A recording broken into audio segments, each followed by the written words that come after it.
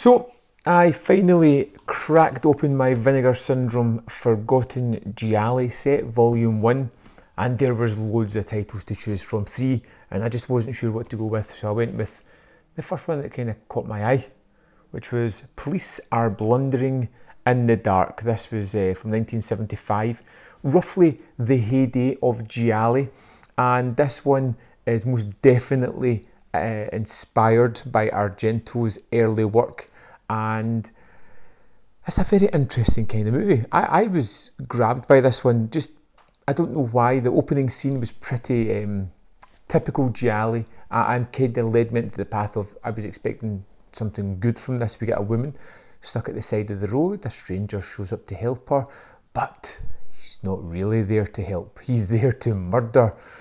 And this kind of lets you into what this movie has lots of: flesh and blood. It likes these kind of predilections, and it's quite happy to show you lots of them. The movie is fairly short, which has been under 90 minutes, but it feels a little bit long. It has the misgivings of not particularly showing us who the lead character is, and even the lead character in the end is superfluous to the whole workings of the movie. We basically have models that are dying in this rural village. We have a friend of a journalist, and again, even the introduction of the journalist shows that he's an adulterous character. He goes to find his friend. Of course, we all know that she's been brutally murdered, and he starts looking for her, and his investigation leads him to a photographer who lives out in the countryside who was taking pictures of her. And he goes there and meets a group of people, meets this wheelchair-bound Inmundo, the photographer, his wife, niece, and the doctor that seems to kind of live in the house, constantly helping out, or eating their food and drinking their alcohol. That's what I mean by helping them out. And we have a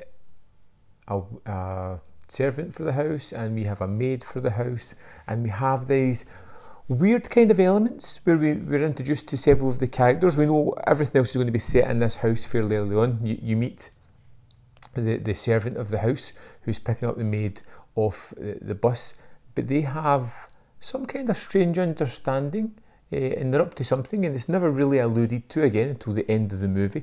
We have all these characters who seem to be very loquacious. They like to have their conversations. Some of them can be a little bit drab. Some of them you feel as if they're leading to something, but they never quite get there.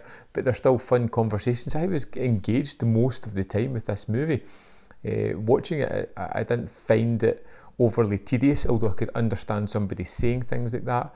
There is plenty of flesh on show here because this photographer likes to take pictures of models, so that gives an easy way to include some beautiful women into it, and most of them get killed, so it's an easy way to get some blood into the film as well.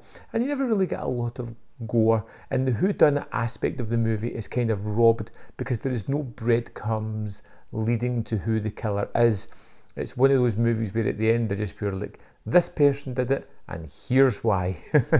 And you're just like, well, there was no way I was ever going to get some of that. But it's got interesting facets throughout it. It has this weird science fiction element. I don't think I've encountered this before in Giallo, where the photographer at the end has been taking pictures of people, but taking pictures of their thoughts. He's created this contraption that can take pictures of people's thoughts, and that's how he discovers who the murderer is, which is very similar to Argento's Four Flies in Grey Velvet, with how they get the picture of the eye to discover who the murderer is. In that one as well, there's loads of other hints towards Argento's earlier movies. The brutal death of the guy at the end, which seems to be a kind of thing for Giallo as well, or Giallo. Just, the person that's behind all these killings is not going to get an easy death. It's going to be harsh, it's going to be hard, it's going to be horrifying and pleasing for the viewer. The Police Are Blundering in the Dark is a weird Giallo. It's one of those ones where if you're a fan of that subgenre, you're probably going to enjoy it. I don't think it's a bad movie, it just never capitalises on a lot of the goodwill that was going on at the time. It never has anything to say.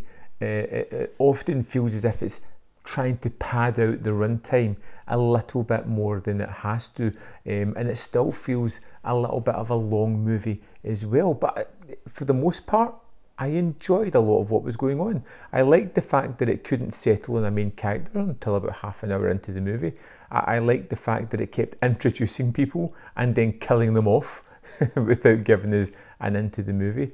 I thought all the characters were fairly unsettling and rather weird, and I couldn't get my head around their machinations of what they were up to, which made the proceedings even more curiouser for myself. And there was enough death and bloodlust and flesh on show to keep me fairly entertained throughout the proceedings. I'm a little worried about the Forgotten Giallo set. You know, I've heard mixed reports about the movies.